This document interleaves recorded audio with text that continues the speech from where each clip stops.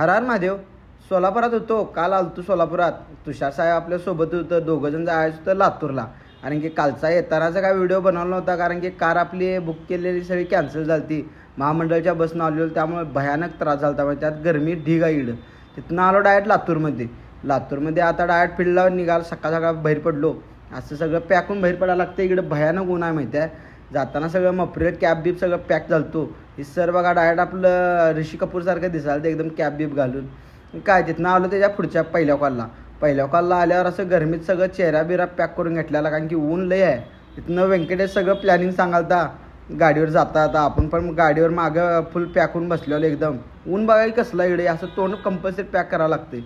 तिथनं डायरेक्ट जेवायला पण स्वस्तात मस्त जेवण भेटलं एक नंबर. आणि आपल्याला बाहेर असंच खायला लागते. महाराज दिसलं, महाराजांना पाया पडून निघालो. डायरेक्ट बरोबर लातूरच्याच मेन चौकात मूर्ती आहे, महाराजांची पुतळा आहे. एक नंबर दिसतो माहिती आहे. आणि अंडरपासा इथून जायला भारी वाटते. सपला विषय एक नंबर आहे शेवट.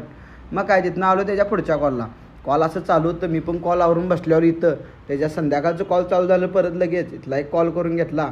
आणि गरमी असल्यामुळे त्रास होते जरा उन्हाचा भयानक, त्यामुळे काय चालायचं फील्ड आहे. मग काय सगळ्यात लास्टचा कॉल करून बाहेर पडलो.